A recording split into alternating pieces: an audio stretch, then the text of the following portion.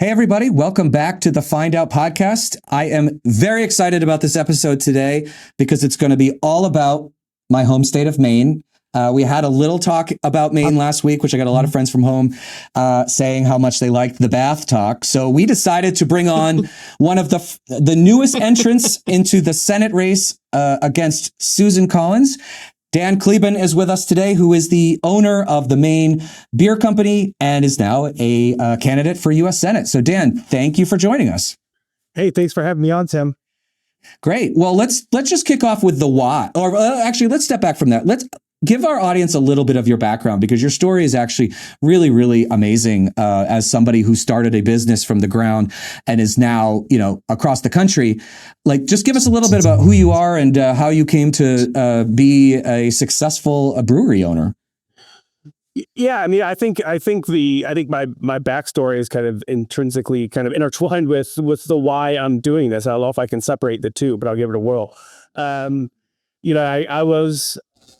I met my wife in 2000 in Maine, and she's a nurse from Lubec, Washington County. We got married. I went to law school in Boston. We're lucky enough, I found a job. We wanted to start a family back up here in Maine, so we moved back up here to Maine. I started my first job in 2007 as an attorney. The Great Recession hit, and I got laid off. And my wife and I, sure a lot of the listeners can sympathize. We were, I think, almost $200,000 in debt after undergrad in law school. And we had just bought our first home, kind of a starter home. We scraped together all the money we could and bought our home. And we were thinking about having kids. And I had to come home, and I don't know if anybody on this podcast are out there. I know folks out there have experienced what it's like to lose their job, but it was pretty humbling and humiliating to have to walk home or go home and walk in the door and tell my wife that I was unemployed. And I was angry. The Great Recession had cost me my job. I was pretty pissed off. I played by the rules. I did everything right. And here I was. And I looked across the state and across the country, and there were, thousands, hundreds of thousands of people that were in the same boat. But luckily, here's where beer comes in. I learned how to homebrew while I was an attorney, and my brother and I on the weekends, just to blow off steam, would go out into my garage and make beer. We did it just as a hobby. And so after I lost my job, I remember my brother coming to me and being like, "Hey, Dan, would you rather be an attorney or do you want to start a brewery?" And I said, "That's a pretty easy question. I want to be a brewer." The hard part was going to my wife and saying, "Hey, Beth, I know you worked your ass off as a nurse, putting you through law school, and we have, hundreds of thousands of dollars in debt, and we have a mortgage payment. But me and my brother, we want to start a brewery." And this was back in 2009 when craft breweries were not starting up. There hadn't been a brewery that started in Maine in quite a while. But in any event, we decided to start a beer company, but we wanted to show that business could be a force for good. Just given what we were seeing going on around us in 2009, we thought it was bullshit. A bunch of kind of reckless speculation on Wall Street and government deregulation cost folks their jobs, their homes, their retirement. So we said, look, we're going to start Maine Beer Company with a simple motto of do what's right. And so to us, that meant we're going to take care of our employees. We're going to pay them a living wage. We're going to cover 100% of their health care. We're going to provide for their retirement, whether they want to contribute or not. And we're also going to contribute 1% of our top line revenue to environmentally focused nonprofits. And flash forward 16 years, here we are. Maine Beer Company is successful beyond, kind of my wildest dreams. And, that's kind of the backstory. Well, I want to give, I just want to give a little context to how unique the successes that Dan has had. Maine now at this point has, I think, one of the highest per capita of breweries in the country. There are a ton of them. And so in order to stand out, it's a really difficult thing. And I can even say in New York, where sometimes I go to these like bougie like beer stores, and they all rave about Maine Brewing Company. So it's really amazing to have both a high quality product and also do right by your workers, which is a really important thing that most people don't do. The craft beer revolution, like we got in at the leading edge of kind of the craft beer boom. And I think when we started, we were like the 18th brewery to ever start in Maine. So going back to like 84 when Geary's opened to, 2007, only under 20 breweries had ever opened up. And we've had over 200 breweries in the state of Maine. I think we're number 2 or 3 per capita in terms of number of breweries. Yeah. And now I think you're in 30 states or something like that, which is really incredible. 35 or 36 states in the districts. Yeah, no, it's been, but it goes to show, Tim, I mean, look, if you just lead with your values, you tell people kind of what you think, you give a shit about your employees, you give a shit about your community and the environment. I think orthodox business school teachings would be like, hey, you have to pinch pennies, squeeze wages, externalize costs, cut back on benefits. That's how you make a profit. That's just, my brother and I were like, that's not sustainable. Maybe in the short term, people can bank a lot of money and then they retire and die and don't give a shit about their kids or their grandkids. But that's not the kind of world that I want to live in. It's not the kind of world I want to leave for my kids. Yeah. And then, you have obviously had a very, very successful business. Why on earth would you want to put that to the side and go to the United States Senate? Yeah. My wife asked for the same thing. So after having to convince her that it was a good idea to start a brewery, now you're leaving that? From that lawyer, just sounds crazy to me. I don't understand. Beer maker to politics. That's like the backside of the century, right? So I went from an attorney to a brewer now into politics. That the arc there is kind of wild. But no, I mean, obviously my wife is a saint and is extremely patient with me and my crazy ideas. But in all seriousness, just like 16 years ago when I looked around after the Great Recession hit and, government wasn't doing anything to make people's lives better. It was actually being pretty destructive and reckless and enabling a lot of reckless behavior. And I look down at DC now and government, it's the same shit going on. And Susan Collins, I'm sorry, she's not doing anything to stand up for hardworking Mainers up here.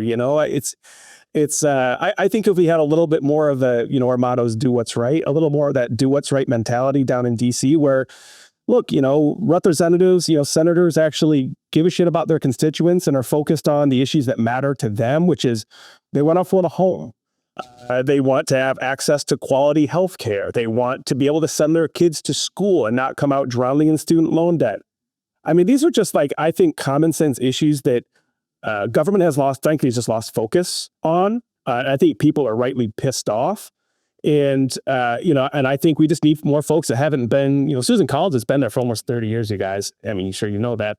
And I think people are they look around both parties and they're like, we just need change. Let's bring some voices in who, have started a small business or don't have a background that they haven't been in DC for decades and kind of lost touch. But Dan, I have a question for you. I'm not from Maine. Unlike inexplicably half the people on this call, I'm not from Maine. I don't know anything about Maine. And so from the outside, Susan Collins, I mean, correct me if I'm wrong. She's a beloved, moderate. Tim, get yourself under control. I can't. Let me get through this bit, Tim. God damn it. She is a beloved, independent Republican who does not do Donald Trump's dirty work. She is not a lapdog for Mitch McConnell. She's like, why are you trying to come after this truly independent senator who is trying to do the best for everybody? Am I incorrect in my assessment? Because that's what the headlines tell me about Susan Collins. Yeah, you're straight out of her comm shop, aren't you? I mean, look, I think people up here, I've been talking to them, all across this state over the last several months as I've been exploring this. And, look, I'll be honest, a lot of folks here at one point or another in Susan Collins, almost 30 years have voted for her. But people, they're just sick and tired of her kind of performative politics of I always like to say she's kind of always there when you don't need her. Yeah. She'll pass the vote when she knows she's safe. Yeah, she'll take the bold stand when she knows that her caucus has the votes. I mean, look at the shitty fucking bill that they passed that's stripping Medicaid from Mainers up here, taking food off their tables, is basically scrapping our transition to a clean energy economy and doubling down on the energy sources of the 19th and 20th century. Look, she voted to let that damn thing to the floor, saying, "Oh, I'm deferential to my leader, Senator Thune." And then once Judy Murkowski was going to vote for the bill, she said, "I'm out. I'm taking a stand." I mean, that's just, people see through that stuff, and they're rightfully pissed. Yeah, a stand that doesn't mean anything. Oh my God, these guys are laughing because this is the stuff I say all the time, that she is. I will say it. She's a fraud. She's not a moderate. The only times that she votes against the party is, like you said, when Thune says that she can. And she and Lisa Murkowski switch when who gets to say yes and who gets to say no. And you are also correct that she voted to put this bill on the floor. Tell us a little bit, because we've had some other politicians from other states talk about the damage to their states and what this is going to look like. From your perspective, what is this big bullshit bill? How is this going to hurt Maine? Because from my perspective, it is going to be quite devastating for communities that actually need more help, not less. Could we zoom out and not just Maine? How's it going to hurt beer? Because I think a lot of our audience cares. Everyone cares about beer. It's like, how is the big beautiful bill going to hurt beer? Yeah, I mean, this bill. I mean, it's just a raw kind of transfer of wealth from the people that need it the most, people that need help the most, to people that need help the least. I mean, period. And how do they fund tax cuts for billionaires? They take away healthcare and food from the most needy folks here in Maine and across the country. And I talk to folks like, well, yeah, I don't need Medicaid, or Maine Care is what we call our state program up here. So what does it matter? Well, you should care, because luckily we live in a country where we don't just leave people sick and dying on the streets. People will get health care. They're going to go to the emergency room, which is the most expensive and inefficient form of health care delivery. The hospital is going to pay for it. And if they can't collect money from the indigent patient, which they're not they're going to pass it on. It's going to be higher health care costs for everybody else. I mean, it's just economic. So it impacts everybody up here.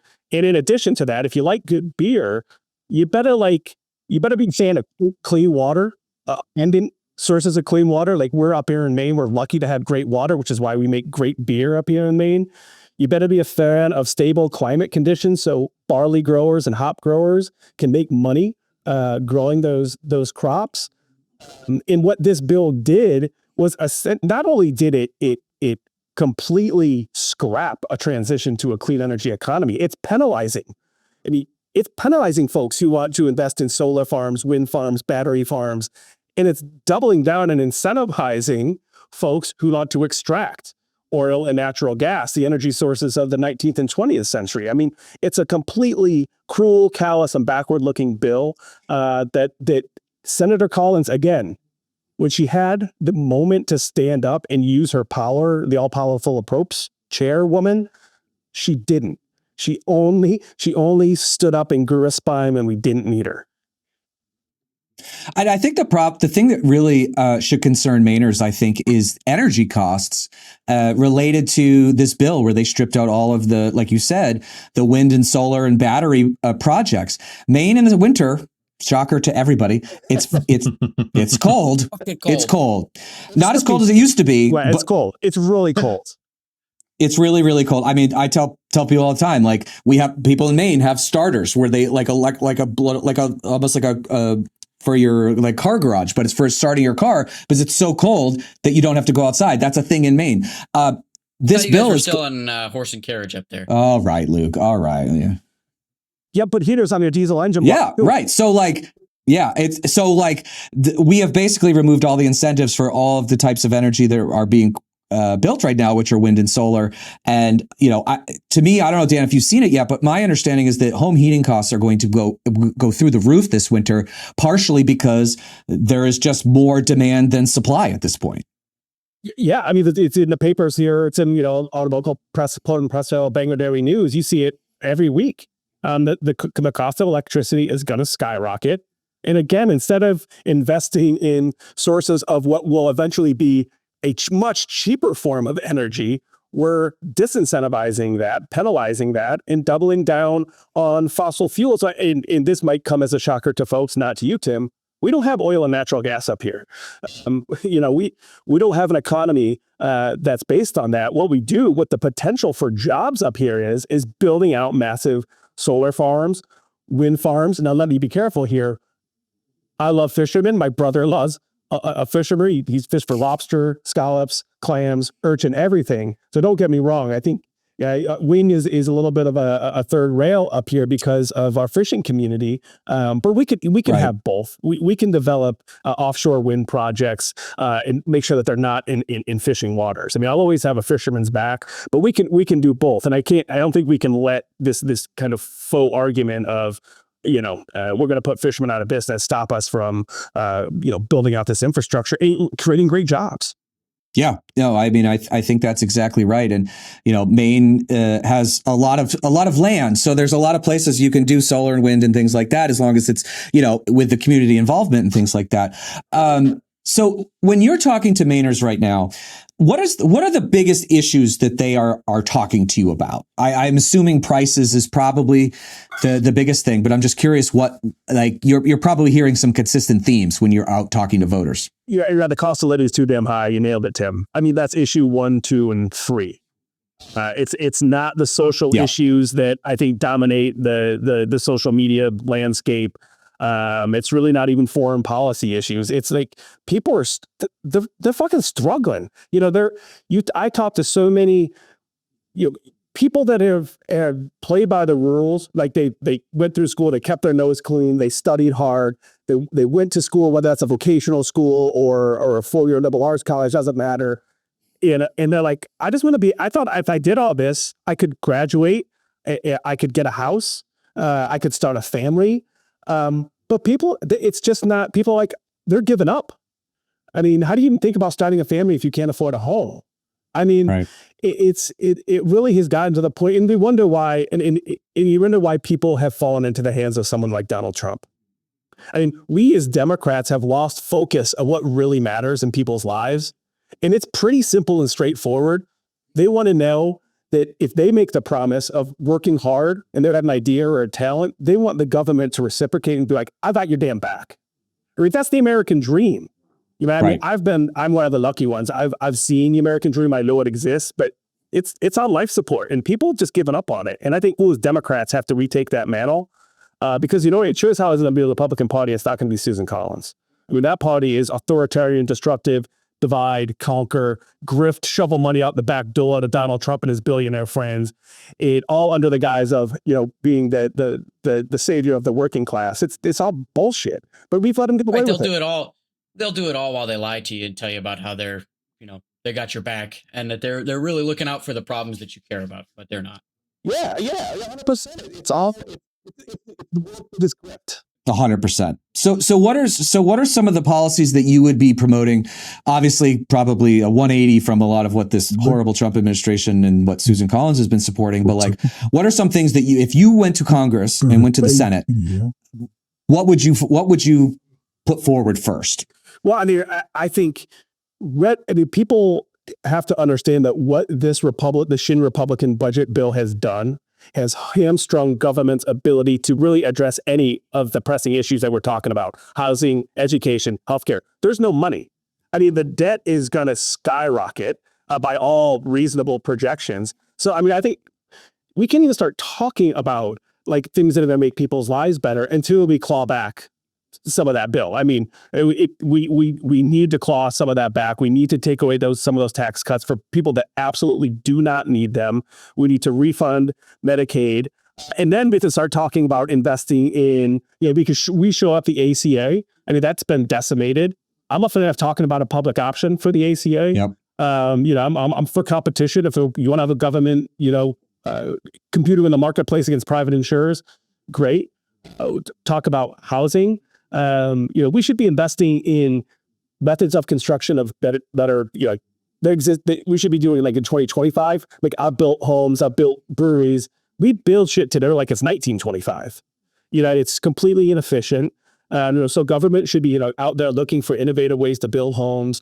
And look, cutting red tape. And you can't get a clean energy project off the ground, an affordable housing project off the ground. I mean, the backlog, I just talked to someone the other day, the backlog at hard to get an affordable housing project off the ground is ridiculous. Yeah. We as Democrats, we should be for cutting red tape, so that these projects can get off the ground. We should be for expediting permitting processes, and all this needs burden stuff, including good paying jobs for folks. So I mean, I think it's step one. Let's get even to get ourselves out of the ditch. And step two, then we can start to build. Yeah, I think that's exactly right. And the other thing that we wanted to talk about, because this has been in the news, obviously we had a jobs report last week that was terrible at 22,000, and they actually those are revised down fake numbers, Tim. Fake numbers. Right. Well, but these ones came with the new guy that runs BLS from the Heritage Foundation. So I don't know what they're going to say this time. And we also found out that they did the yearly revisions where they reduced the whole job count by 1 million. Yeah, we lost jobs in June. We lost jobs in June. It was the first time in 4 years that we had lost jobs since COVID, since Donald Trump the first time did that. And now, so everyone is talking about these tariffs. Right. I would love to hear from you, like, how are these tariffs affecting Maine? Because I know when Trump did this in the first term, the Chinese tariffs he put on really affected the lobster industry in Maine. And I'm curious now, this time, like, what are you seeing and what are you hearing from folks about these tariffs and how they're affecting small businesses in Maine? These tariffs are so stupid and reckless. I can't even begin to describe how just nonsensical the application. We can have a side discussion about whether tariffs are appropriate in certain situations, and I would argue that they probably are. But the way that the Trump administration is applying them, almost like it's just a hammer to bend countries around the world over his knee, it's injecting, I think, at a very concrete level, what it's doing to small businesses across this state. It's injecting a tremendous amount of uncertainty. How do you possibly think about expanding my brewery or another brewery if you don't know what the cost of those materials that are going to that expansion are going to be? How you have a certain amount of money, so like you have to be able to pull out how big of a brewery you're going to have based on your budget. If you don't know what the cost of construction is, you're just not going to do the project, which means small businesses aren't growing. They're not adding more jobs. I think that at the most fundamental level, I think that's the most destruction it's doing right now. But we're also seeing it start to the price increases start to go through the pipeline. People back in the spring were like, Trump in Lutnick and whatever were like, oh, see, prices aren't going up, but they know better. Serious people know better. It takes a while for the prices to kind of catch up to the tariffs. Companies were stockpiling inventory. There's a whole bunch of things that people were able to do. We're absorbing some of the tariffs to keep prices down, but now we're starting to see prices starting to go up, and we're going to continue to see that. I think further exacerbating people's situation up here. They can't afford shit as it is. And Trump's just making life worse. He promised to come into office basically to lower prices. And what's Susan Collins doing?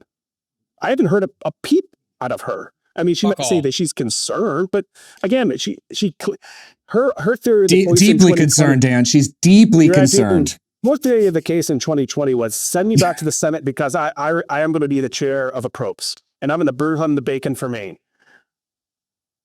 I don't see any bacon. Where is it? I love bacon. I don't see any bacon. I see the cost of housing was doubled in the last decade. We've lost 11 birthing centers here in the state of Maine in rural communities. My mother-in-law owned the nursing home in Lubec, and my brother-in-law was the administrator of it. That had to shut down 10 years ago because reimbursement rates were too low. Big deal. What is a big deal? If you're a resident, if you're an elderly person living there, and you have to get shipped an hour or two away from your loved ones, that's horrible. And what has Susan Collins done? Nothing. Express concern. I think people forget, I think, in these Senate elections, not to reduce your candidacy or the job you want to 2 words. but it really does come down to two words most of the time, and that's yay or nay. And a senator is a vote for or against whatever is in front of them. And there's so much noise, so much talk, so much swirl and chaos that comes from senators. They have very polished ways of saying nothing. And then the things that they do say that are fucking terrible, they have very polished ways of saying it so that it doesn't sound fucking terrible.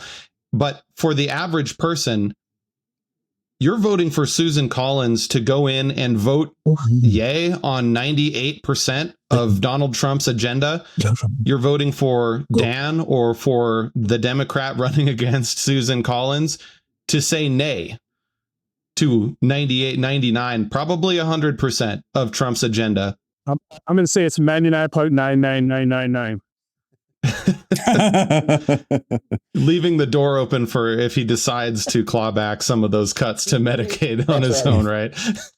Yeah. I'm not counting on that. No.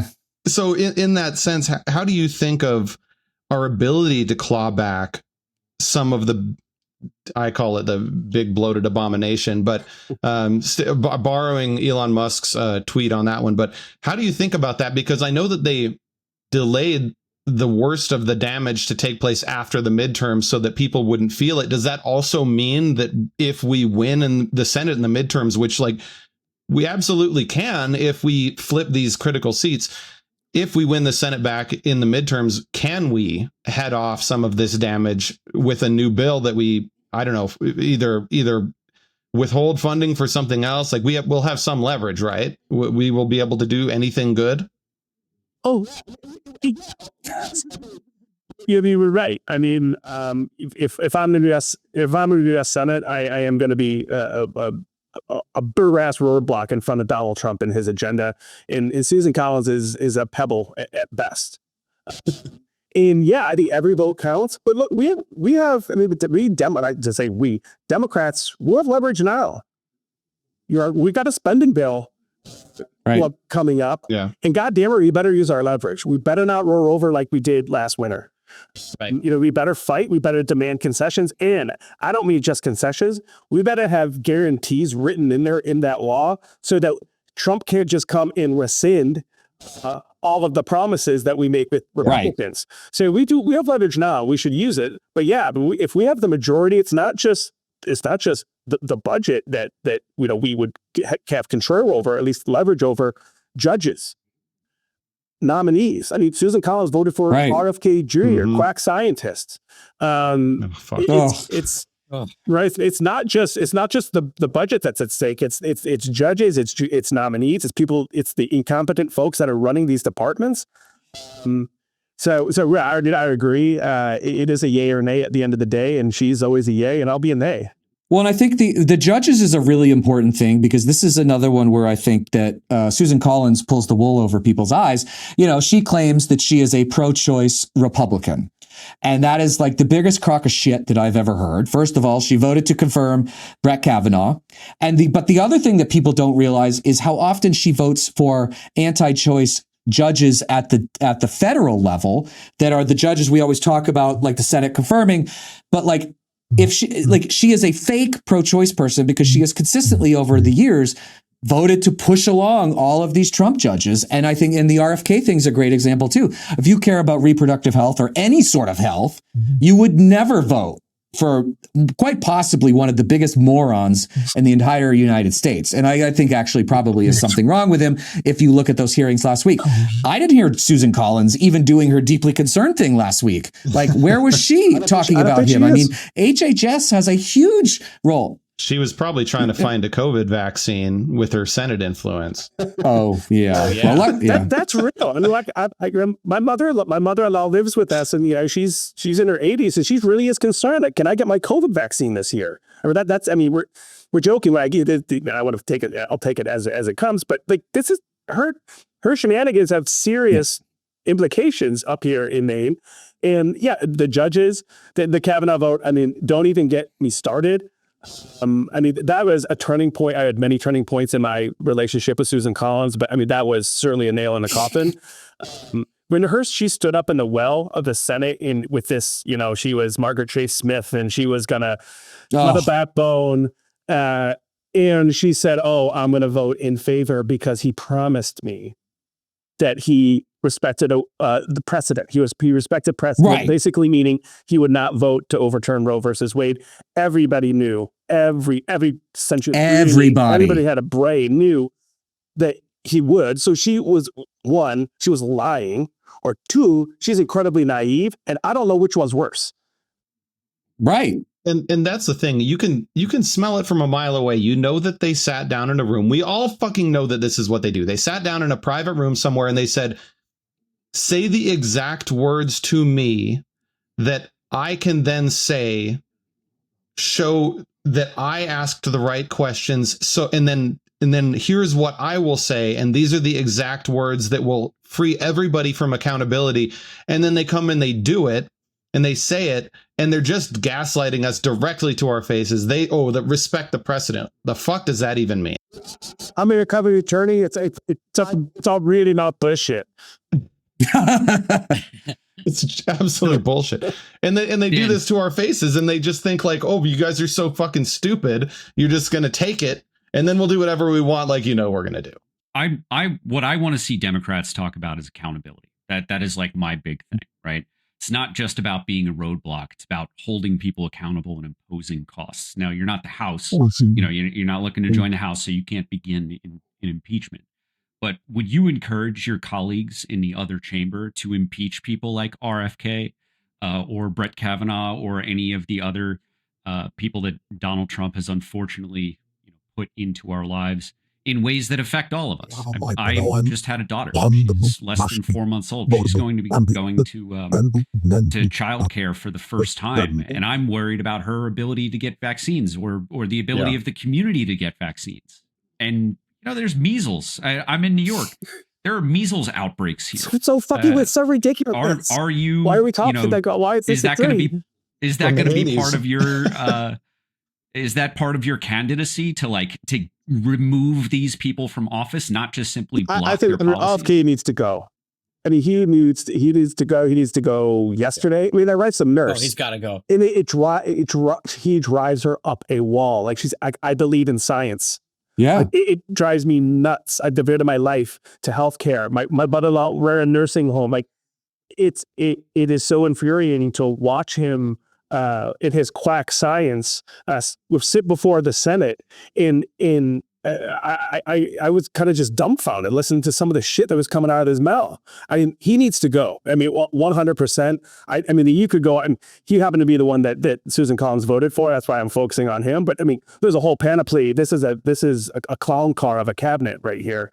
And again, Susan Collins, while she stood up and voted against a couple people here and there, she basically gave a green light to Trump and let him install all of these quacks. Wait, Dan, it's hurting people.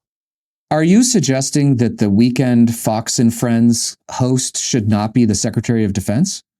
Is that a rhetorical question?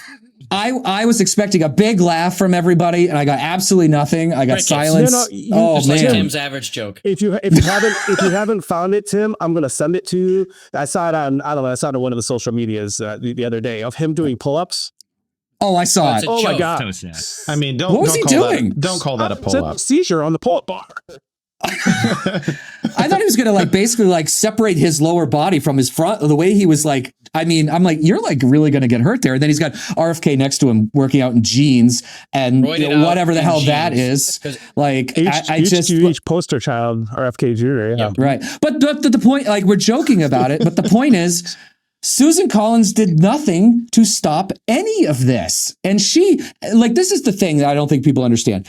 Being the chair of the Appropriations Committee in the Senate, it can be an incredibly powerful position. Mm-hmm. She could basically, if she wanted to, she could grind everything to a goddamn halt and say, I'm not putting any approps bills through until you do these things.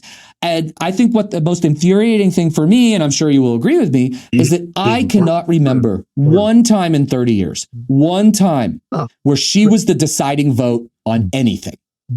And how are you a moderate in a party and you never buck the party? It is a complete lie. It drives me crazy every time I hear it.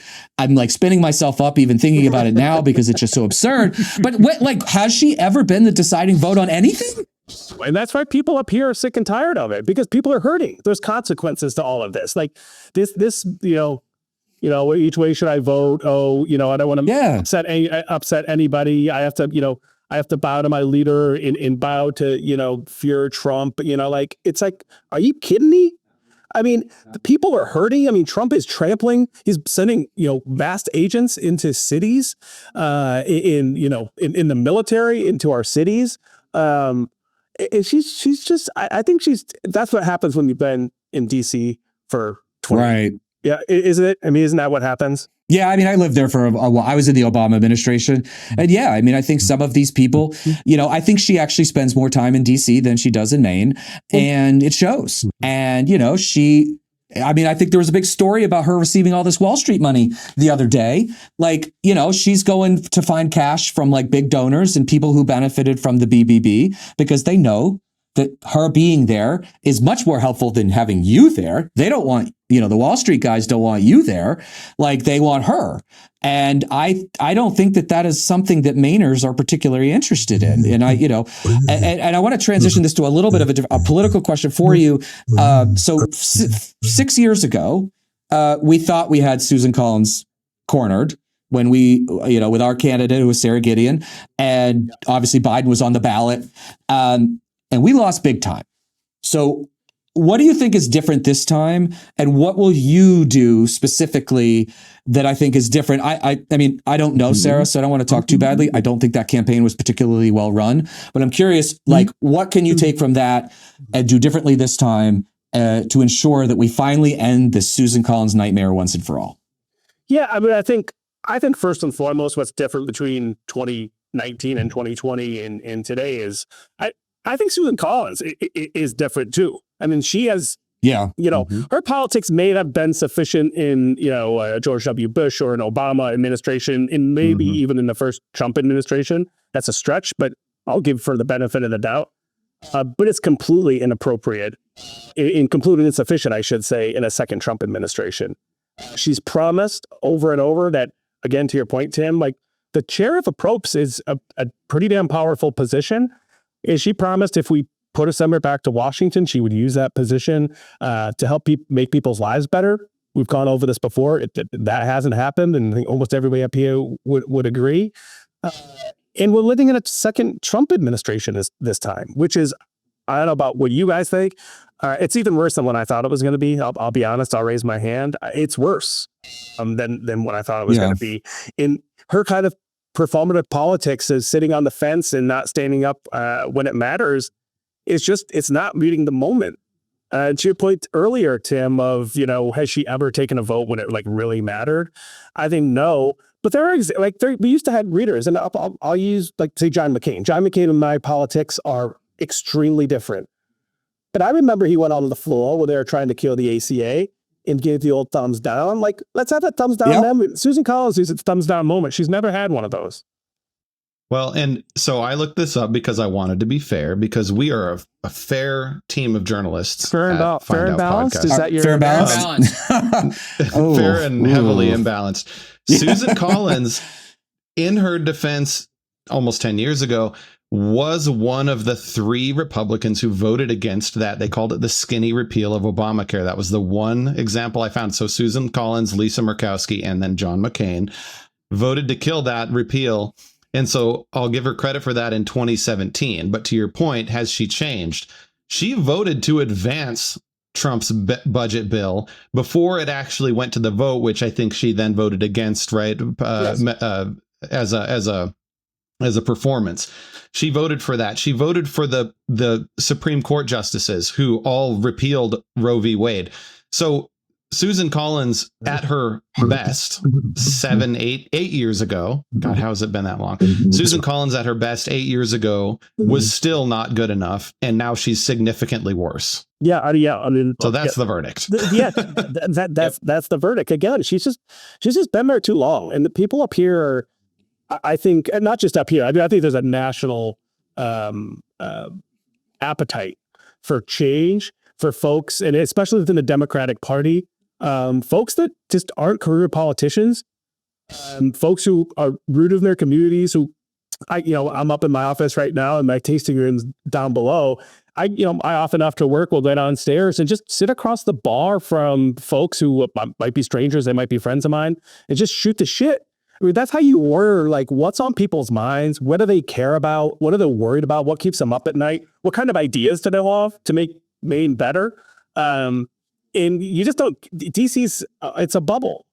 And I get it. You're there for 28, going on 30 years. You lose touch. And she's clearly lost touch. So, Dan, is this a campaign promise that if you are elected, you will maintain your presence in the tasting room? Because I think that's something people can get excited about. I'm being serious. It's that is like one of the best lines I've heard from any candidate. Like, you sitting down at a tasting room, your tasting room, talking to your neighbors. That is something that nobody in the fucking Senate has any equivalent of. No one does anything like that. No clue. Yeah. Oh, heck yeah. I mean, it's one of my favorite spots.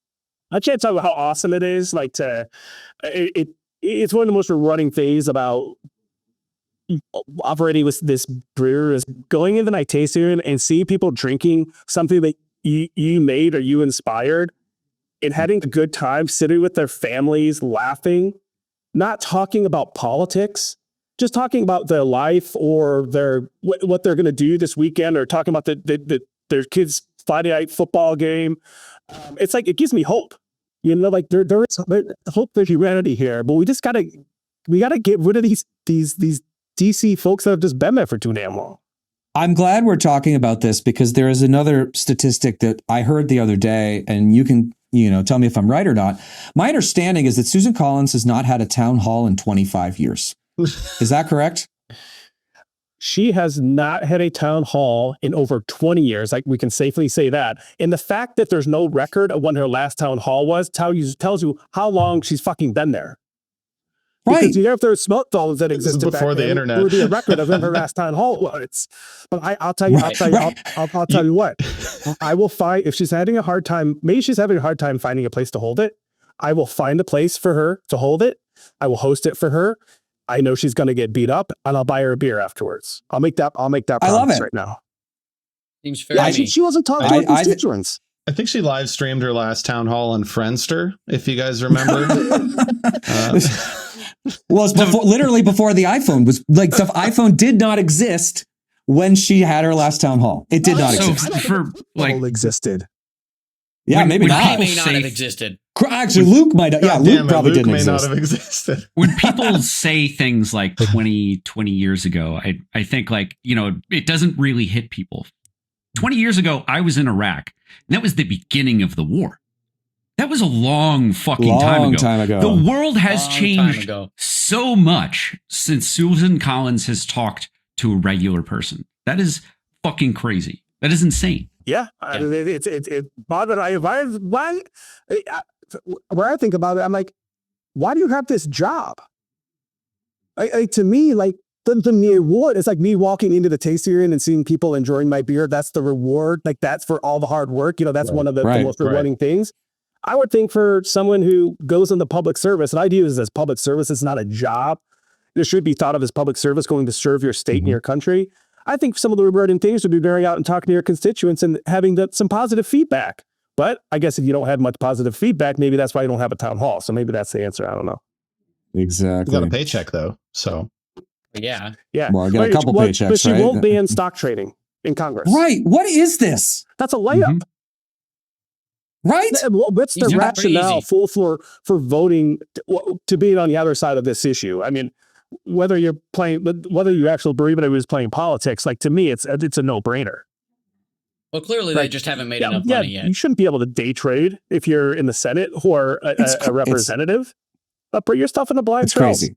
Exactly. Yeah, it's crazy to me. Well, I have one more political question, and I know Rich has got a beer question or two. So obviously, the race has a few candidates in it already. There is one other potential, I think, significant entrant that could be coming, who is Governor Janet Mills right now, is weighing. Will her entrance sway you anyway, or are you in it to win it, or like? Yeah, I'd love to hear about that. We're in it to win it. You don't get into a race like this to preemptively like consider bowing out. Like heck no. This takes a ton of effort to get started. It's like, I mean, I go back to when I started Maine Beer Company. Like, if you believe in yourself, you can't go into starting a company thinking that you're going to fail. I don't win a U.S. Senate race thinking I'm just going to bow out. I am in this to win it. Right. And I think I'm the best candidate to beat Susan Collins, no matter who gets in this race. I bring someone who's not a career politician, someone who started with small business, started it the right way by taking care of their employees and the environment, who's given back a ton to this state, who has created jobs across this state, someone who's led my state and national trade organization. And I know what it's like, unfortunately, to kind of work inside Augusta and Washington, D.C., to cut red tape and make lives, make small businesses more successful. I'm a dad. I'm a father. I have twin 14-year-olds. I know the anxieties that parents, to your point, Chris, like you have your kids younger, obviously, but we all have the same anxieties. At the end of the day, we want to know that the world that we're leading to them is better than the world that we live in. I don't feel that way right now. I don't know about any of you guys, but and that's a shame. We are mortgaging our kids' future for just raw like greed and grift. That's right. That to me is just it's unacceptable. I completely agree. Well, I'm going to kick it to Rich because I think he has a very important question for you. That was the most brutal segue set up into a beer question ever. We're all hopeless. So let's drink. So the question is, why is IPA the best type of beer? And why is everybody who doesn't like IPA wrong? That would be me. Why?